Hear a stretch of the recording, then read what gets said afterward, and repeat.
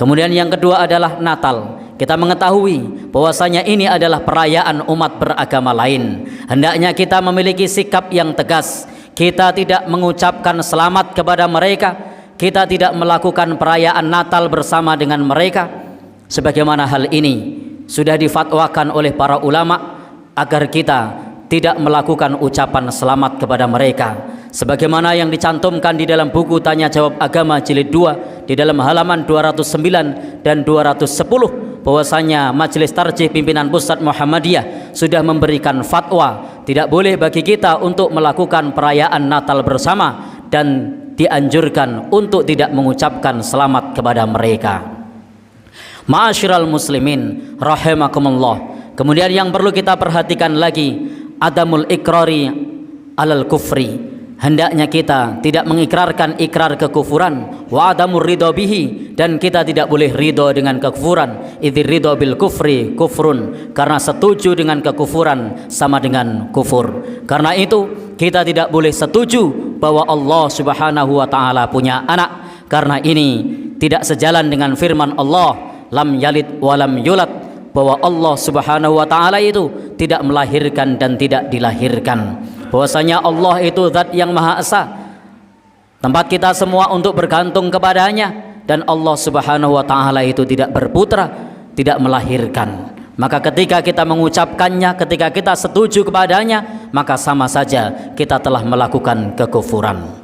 Demikian pula yang perlu kita perhatikan, malam yukaffiril musyrikin au syakka fi kufrihim au sahah madhabahum kafara ijma'an. Barang siapa yang tidak mengkafirkan orang kafir atau ragu atas kekafiran mereka, maka sungguh para ulama sudah ijma' bahwasanya telah kufur. Karena ketika kita menganggap semua agama itu sama-sama masuk surga, kita sudah mengingkari surat Al-Imran ayat 185.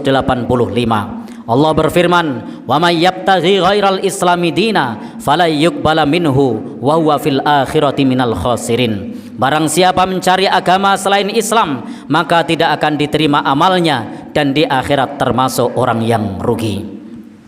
Kemudian yang ketiga, Islam sudah menuntunkan kepada kita persoalan yang terkait dengan akidah, yang terkait dengan ibadah, dengan satu surat.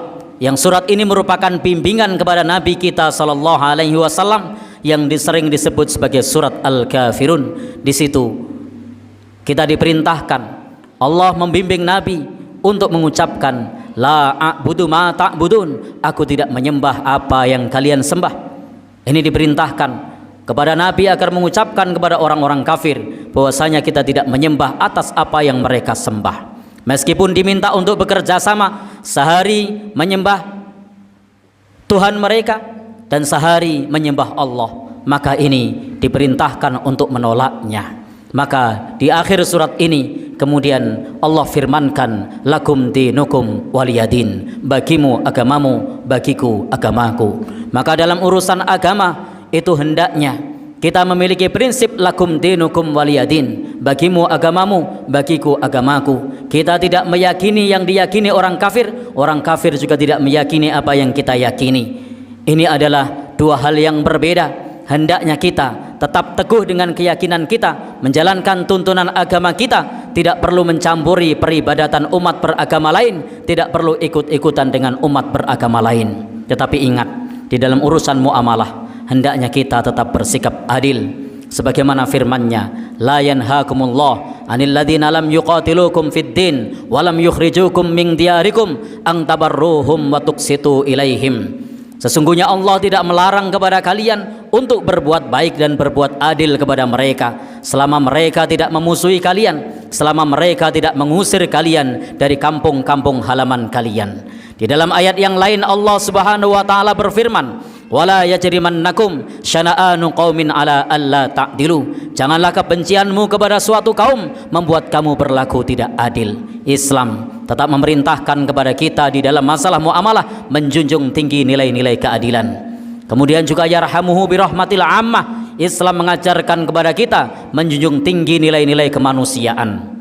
Karena itu kita dianjurkan untuk senantiasa berbuat baik kepada siapapun tanpa memandang apa agamanya. Kaid amihi in ja'a wasaqyihi in atisha. seperti memberi makan ketika mereka lapar, memberi minum ketika mereka haus, wa mudawatihi in marido, mengobatkan mereka jika mereka sakit.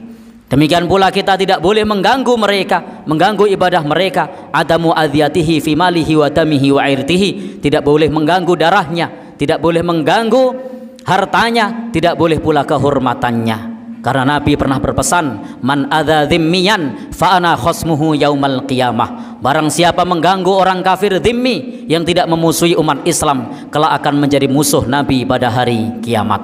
Ma'asyiral muslimin rahimakumullah. Kemudian yang berikutnya adalah terkait dengan tahun baru. Sesungguhnya Islam itu tidak menolak kalender Qamariyah maupun kalender Samsiyah, karena perhitungan Qamariyah maupun Samsiyah sama-sama diakui oleh Al-Quran. Sebagaimana firman-Nya, walladzi ja'ala syamsa diya'a wal qamara nura wa qaddarahu huwallazi ja'ala syamsa diya'a wal qamara nura wa qaddarahu manazila lita'lamu adadas sinina wal hisab. Sesungguhnya Allah Subhanahu wa taala telah menciptakan matahari yang bersinar, bulan yang bercahaya, dan telah meletakkan pada orbitnya masing-masing agar kalian mengetahui bilangan tahun dan bulan untuk perhitungan. Ayat ini menjelaskan kepada kita perputaran matahari maupun bulan bisa dijadikan perhitungan. Tetapi persoalannya adalah ketika kita melakukan tabdzir, ketika kita menyia-nyiakan harta untuk merayakannya, maka itu termasuk perkara yang di dalam Al-Quran kita dilarang untuknya. Wala tubadzir tabdzira innal mubadzirina kanu ikhwanas syayatin. Dan janganlah kalian menyia-nyiakan harta, karena sesungguhnya menyia-nyiakan harta itu termasuk teman-temannya setan.